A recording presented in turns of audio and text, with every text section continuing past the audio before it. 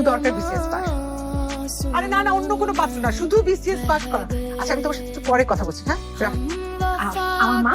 বাবা, এটা কে? এটাকে তো চিনলাম না।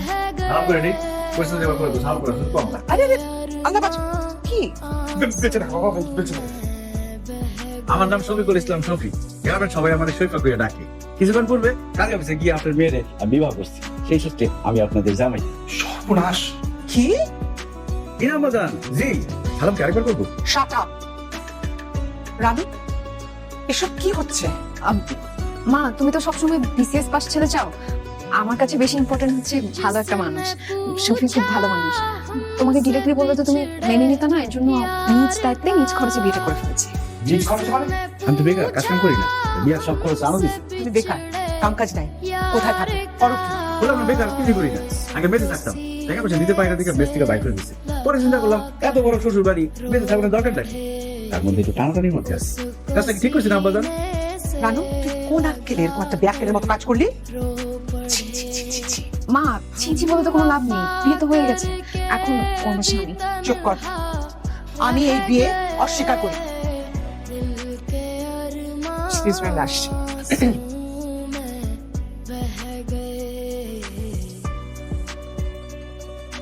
এটা কি?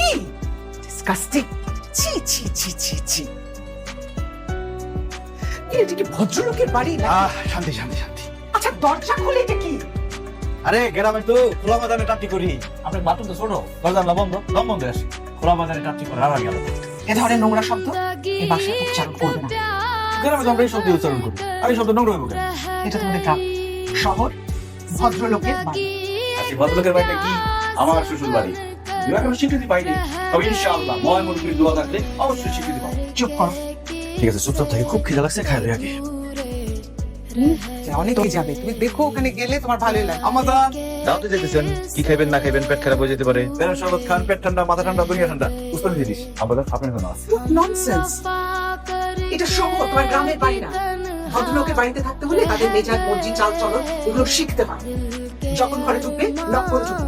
এতটুকু কমন সেন্স তোমার মধ্যে নেই? দরজা তো খুলে আছে, আর মায়ের রুমে ছেলে ঢুকবে, দরখাস্ত করে ঢুকতে হইব। এটাকে প্রাইভেসি বলে। এটা তো বাইরের মানুষের দিকে, আমি তো ঘরের মানুষ। কিসের ঘরের মানুষ? তোমাকে তো স্বীকৃতি দেওয়া হয়নি। আম্মা জান, ফোটা ফোটা পানি পড়লেও কিন্তু পাথর ক্ষয় হয়ে যায়। আপনি তো মানুষ, আপনি রুটিন নরম হইব আম্মা জান। আস্তে সেই ছেলেটার মুখে আম্মা জান শুনতে কি নোংরা লাগে, তাই না? আচ্ছা আম্মা জান, এটা আপনি কি দিয়েছেন? আমি যেটা পড়েছি সেটার বোঝার রুচি অন্তত তোমার নেই। এই, তোমার সমস্যা কি? সমস্যা আছে আব্বা জান। আম্মা জানের মেয়ের বিয়ে হয়ে গেছে, পোলা দুটো বিদেশে থাকে। অনেক এসব রং সঙ্গা কাপড় পরলে কি ভালো লাগে? সাদা মাটা কাপড় পরবো দেখে মনে হচ্ছে হ্যারি বিয়ে লাগছে। যাই হোক, আপনি বউ, আপনি বোঝান। আর ব্যালের শরবতটা অবশ্যই খাই দেবেন, পেট ঠান্ডা, মাথা ঠান্ডা, দুনিয়া ঠান্ডা।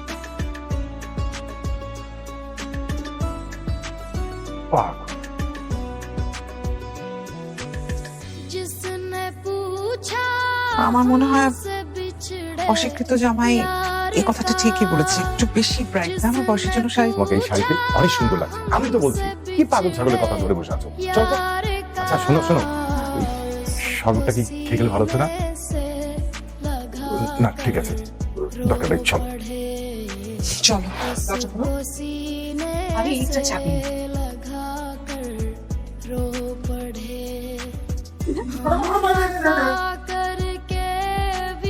এসব কি হচ্ছে? আই ছেলে, তুমি রান্নার ঘরে কি করছো? Get out. আপন স্বামী, আপন স্ত্রী, এক রুমে একসাথে তো এসবই করবো। না, তোমাকে তো জামাই হিসেবে স্বীকৃতি দিইনি। যতদিন না স্বীকৃতি পাচ্ছ তুমি এই ঘরে আসতে পারবে না। স্বীকৃতিটা দিয়ে দেন আম্মা জান, তাহলে সালাম করে মাসেরটা শুরু। কিসের বাসন? বললাম না তোমাকে জামাই হিসেবে মেনেই নেইনি। স্বামী স্ত্রীর সুখে যে বাধা দেয় সে হলো গিয়া শয়তান। তার উপরে আল্লাহর গজব পড়বো, ঠাড়া পড়বো। কে? সিসি, আপনার উপরে আল্লাহর গজব পড়বো। এটা তো আমি কই নাই, নাউজুবিল্লাহ। ময় মুরব্বিরা কইতে কথা। শোনো,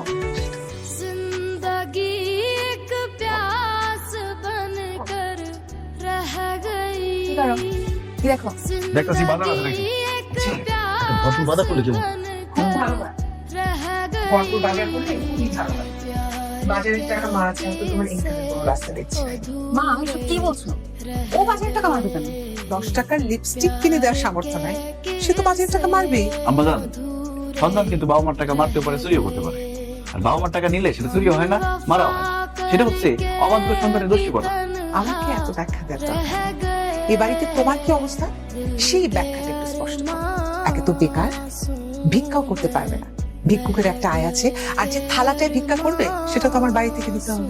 সি সি আম্মা জান, এটা কি বলেন আপনি? আপনার কাছ থেকে আমি ভিক্ষার তালা চামু? আপনার কাছে যদি হাত পায়ে দেখছো দিতে হয়, আমার হীরার টুকরা চামু। তোমার দুঃসাহস দেখে আমি কিন্তু অবাক হচ্ছি। আমার তো তাও সাহস আছে। আপনার যদি অনেক সাহস আছে আম্মা জান। আমার কি সাহস আছে দুঃসাহস আছে সেটা তোমাকে বলার দরকার নেই।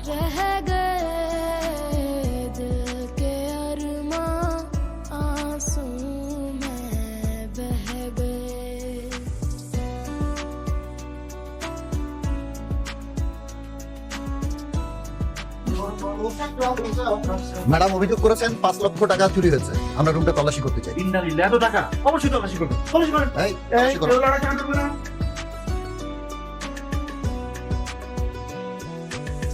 जिसने पूछा हमसे बिछड़े यार এই টাকা আমার অফিসে বলবে। जिसने কারবাক, पूछा এই, ধরো রে। গাড়িতে তোলো। কোত্থেকে আসলো গেলে টের পাবা। এই, নিয়ে যা। এই, নিয়ে যা।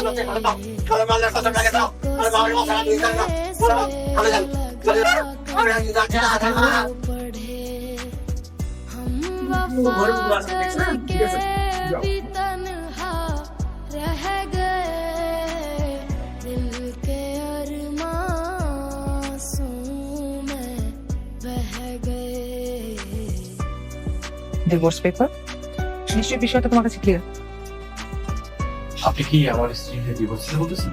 হ্যাঁ বলছি, টাকার বিনিময়। দেখেন আম্মা জান, এরকম অন্যায়ের কথা ভাববেন না। আমি কোনো অন্যায় করছি না, অন্যায় পরিষ্কার করছি। আর শোনো, এই প্রস্তাবটা মেনে নিলে তোমার আমার দুপক্ষের জন্য মঙ্গল। আর যদি না মানো তাহলে তোমার অন্য পথে হাঁটতে হবে। কি পথ? খুন করে গুম করে দিবেন? আমি একজন মা, সন্তানের জন্য আমাকে যে কোনো পথে হাঁটতে হলে আমি রাজি আছি। বাকিটা তোমার মর্জি। টাকা রইল, ডিভোর্স পেপার রইল, এখন এটা তোমার মর্জি। Excuse me. আমার কিন্তু একটা বিষয় ভেবে খুব ভালো লাগতেছে। কি? মা কিন্তু তোমাকে খুব ভালোবাসে। মা যা করতেছে সব তোমার জন্য করতেছে, আমার জন্য কিছু করতেছে না। আমার জায়গায় অন্য কেউ থাকলে ঠিক একই কাজ করতো। আচ্ছা আব্বা জান, মা কি ভয়ানক কিছু করতে পারে? হ্যাঁ, নিজের পরিবার আর সন্তানের জন্য করতে পারে। আমার জানা মতে যদি কিছু করে সেটা না হয় আমি ম্যানেজ করতে পারবো, যেমন টাকার বিষয়টা দিলের উপর দিয়ে চালিয়ে দিলাম। কিন্তু আমার অজান্তে কিছু করলে আমি কি করবো বল? সরি মা, আসলে আমার জন্য তোদের খুব একটা বাজে পরিস্থিতির মুখে পড়তে হলো। বাবা, তোমার জন্য মানে? हम वफा करके भी तन्हा रह মানে गए তোমাকে আমি বলছি, দুটো ক্যাপচার তারপর হঠাৎ রেস্টুরেন্টে নিয়ে এলে, ইম্পর্টেন্ট কোনো কথা? হ্যাঁ তোকে কিছু কথা বলবো বলে নিয়ে এসেছি। কি ব্যাপার বাবা, কোন সমস্যা? না, সমস্যা নেই, সব ঠিকঠাক আছে। আমি তোমার ইদানিং অনেক বেশি একা একা লাগে। নাগরিক জীবন আর আমার ভালো লাগে না, ওরা একদম বন্ধ হয়ে আসছে।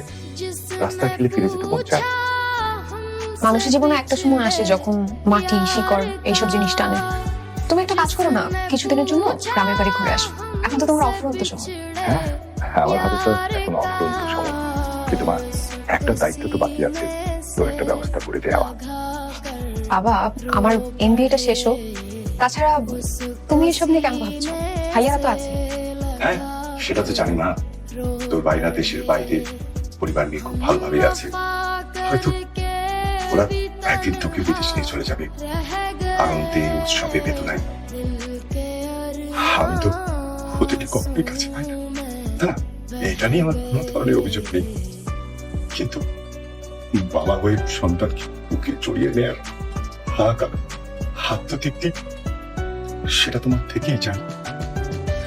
আমি জানি ওরা একটু বড় তো বিদেশ নিয়ে চলে যাবে, তখন মা আমার কি হবে? আমি কিভাবে থাকবো মা? যদি হঠাৎ করে মরে যায় তবে হাতের মাটিও আমার কপালে চুপবে না।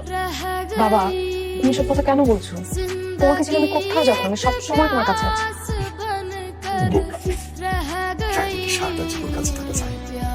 কাছাকাছি থাকার চেষ্টা আমি করতে পারি, যদি তোর কোনো আপত্তি না থাকে। আচ্ছা মা, তোকে যদি আমাদের গ্রামে বিয়ে দিতে পারি, তাহলে বাকি জীবন তোর মুখ থেকে আরামায় সে রাস্তা ফেলে কাটিয়ে দিতে পারবো। সেটা না হয় বুঝলাম, কিন্তু মা, বিসিএস পাত্র ছাড়া কিন্তু মা এক চুলো মরবে না। সেটা পরে ভেবে দেখবো, কিন্তু মা আমার পছন্দ হলে হবে না তো। তোর তো একটা নিজস্ব পছন্দ অপছন্দ আছে, শুধু আমার পছন্দকে মূল্য দিলে হবে? আচ্ছা মা, তুই দেখ না যে ছেলেটাকে আমি ঠিক করেছি ওর সাথে তোর আন্ডারস্ট্যান্ডিং হয় কিনা। মানে কি, তুমি অলরেডি পাত্র ঠিকও করে ফেলেছো? ছেলেটার সাথে তোর আন্ডারস্ট্যান্ডিং হয় কিনা। এই যে চলে এসছি।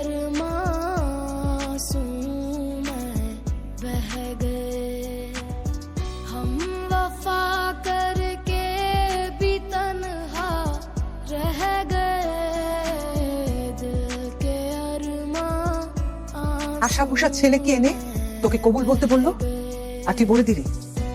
আর তুমিও নিজের মেয়েকে এভাবে ব্ল্যাকমেইল করছো। ছি ছি ছি ছি ছি। মারিয়া, এইখানে একটু ভুল হচ্ছে। সফি মোটেও অশিক্ষিত ছেলে নয়, সে মাস্টার্স করা ছেলে, সম্ভ্রান্ত এবং সচ্ছল পরিবারের ছেলে। মা, আরেকটা কথা, আমরা নিজেরা বিয়ে করিনি, বাবা নিজে আমাদের কাজী অফিসে বিয়ে করে।